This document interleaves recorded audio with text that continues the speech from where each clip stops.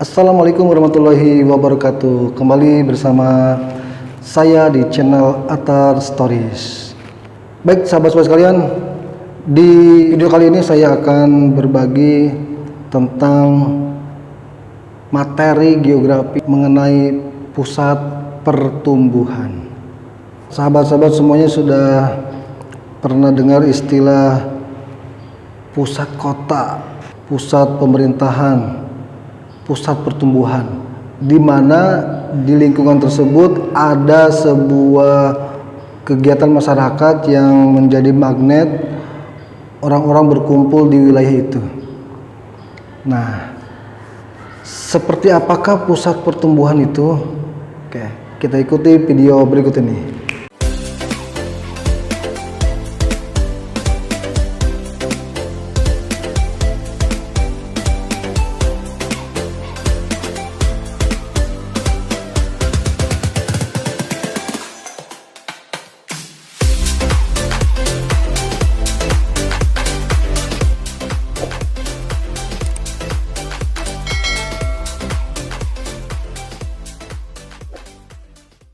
Sebelum lebih lanjut, saya coba akan menyampaikan pengertian pusat pertumbuhan.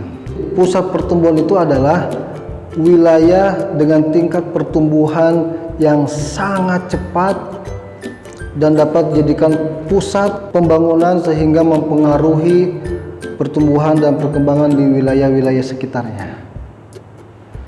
Nah, pusat pertumbuhan ini pada dasarnya merupakan wilayah region beserta ruang spasial.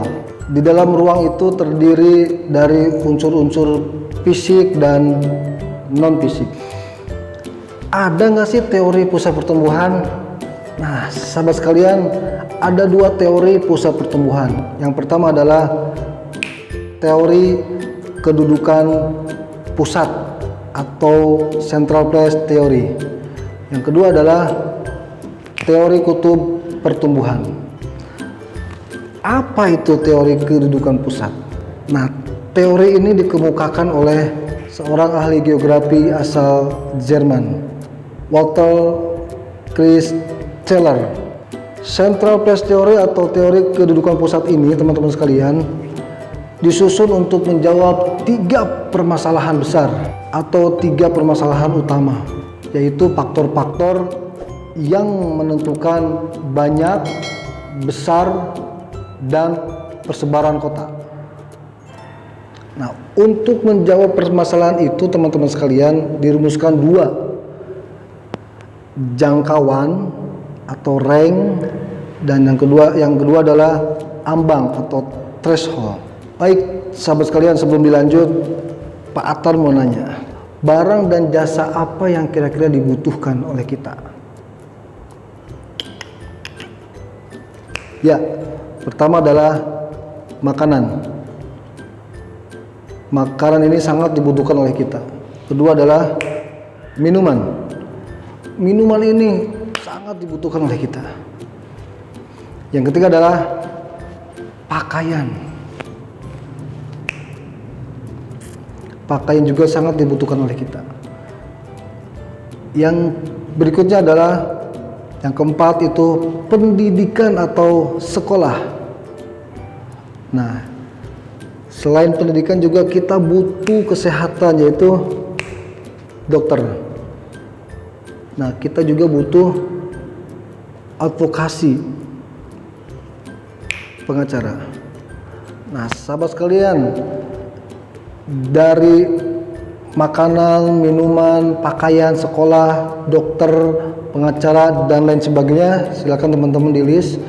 Ini ada dua unsur yang dapat kita bagi. Dua unsur ini ada unsur range dan unsur threshold. Apa itu unsur range? Unsur range adalah jarak yang perlu ditempuh untuk mendapatkan barang kebutuhan. Adapun unsur threshold adalah jumlah minimal penduduk yang diperlukan untuk kelancaran dan kesinambungan suplai barang. Range dan threshold. Baik, sebelum dilanjut, Pak Atar mau menganalogikan. Pertama ada toko sembako atau warung sembako. Yang kedua ada toko emas. Kira-kira menurut teman-teman bedanya apa? Iya jelas beda tuh ya Pak Atar. Ya. Dari kacamata tadi rank kemudian threshold, apa yang bisa kita ambil pelajaran? Ya, tentunya toko sembako ini walaupun dia berada di wilayah yang sedikit penduduk, ini pasti akan dibutuhkan oleh masyarakat, oleh orang-orang. Artinya bahwa warung sembako ataupun toko sembako ini tidak memerlukan wilayah yang banyak penduduk. Beda dengan toko emas. Toko emas ini mesti harus ada di pusat kota, di pusat pertumbuhan, di pusat yang banyak warganya. Nah, kebayang kalau misalkan toko emas berada di wilayah yang sepi. Nah, sudah paham ya perbedaan antara rank dan threshold. Ada dua kondisi berkenaan dengan rank dan threshold ini. Yang pertama adalah high order good and service. Apa itu? Barang dan jasa dengan rank dan threshold yang besar. Artinya bahwa kondisi ini, si barang dan jasa ini banyak diminati oleh orang-orang. Nah, ada yang kedua, apa itu? Low orders good and service. Artinya bahwa barang dan jasa dengan threshold dan rank yang kecil untuk menggambarkan wilayah-wilayah yang saling berhubungan ini, Walter Christeller ini menggunakan simbol heksagonal, segi 6 heksagonal. Untuk apa? Untuk memudahkan menggambarkan kondisi pusat pertumbuhan. Ada lingkaran di setiap heksagonal yang mencerminkan wilayah pasar yang saling bertumpuk. Ada lingkaran. Nah, oleh Walter Christeller ini kemudian dibelah dengan garis lurus. Untuk apa? Nah, hal ini menggambarkan bahwa jarak terdekat dari pertumbuhan menuju ke pusat pertumbuhan. Apa tujuannya? Tujuannya agar orang-orang bisa berbelanja ke lokasi kota yang terdekat. Nah, makanya kita mengenal istilah Jabodetabek. Pusat pertumbuhannya di mana? Di Jakarta. Warga Bekasi, Jakarta, Bogor, Tangerang itu kemudian menuju Jakarta. Nah, kemudian bagaimana perkembangan wilayah pasaran heksagonal ini? Di tahap pertama seperti ini, kemudian tahap kedua seperti ini,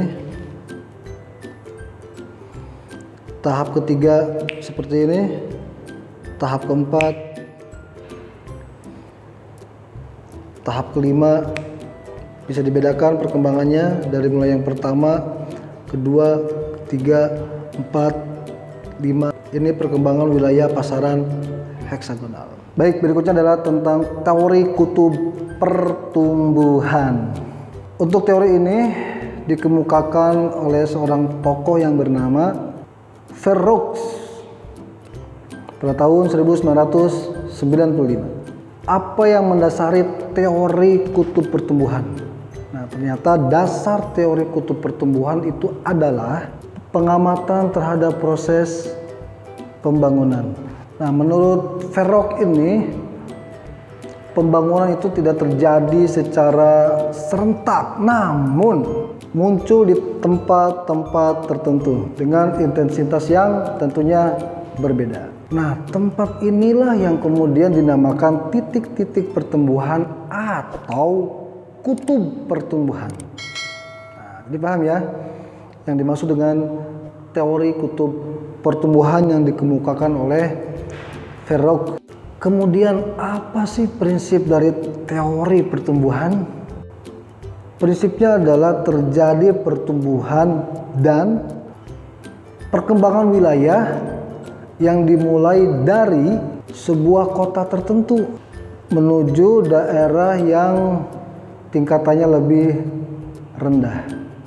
Itu prinsip dari teori kutub pertumbuhan. Ada dua proses yang berlangsung dalam teori kutub pertumbuhan.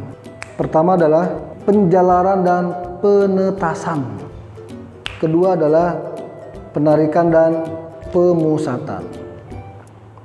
Dua proses yang berlangsung dalam teori kutub pertumbuhan. Ada juga tokoh yang berpandangan, tokoh ini bernama Dasteldorp.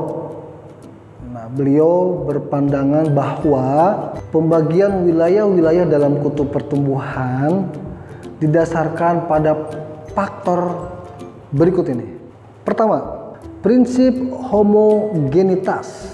Apa itu? Persamaan kriteria dalam perwilayahan.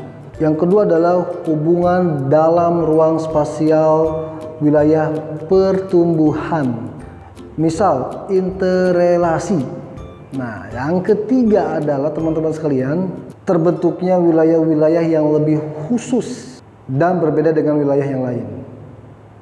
Nah, 3 faktor yang dikemukakan oleh Dasteldorp.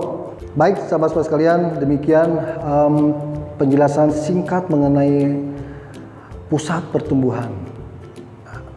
Pak Tarsip berharap teman-teman, sahabat-sahabat semuanya belum puas sampai di sini. Jadi sahabat-sahabat bisa mencari referensi yang lain, membuka buku-buku yang lain sehingga pengetahuannya bisa lebih bertambah. Terima kasih yang sudah menyimak video ini dari awal sampai akhir. Jikalau ada manfaatnya, yuk teman-teman silakan halal. Jika sahabat-sahabat teman-teman semuanya ingin men-share video ini ke teman-teman yang lainnya, halal, silakan share saja. Dan terima kasih bagi yang sudah menekan tombol like dan subscribe.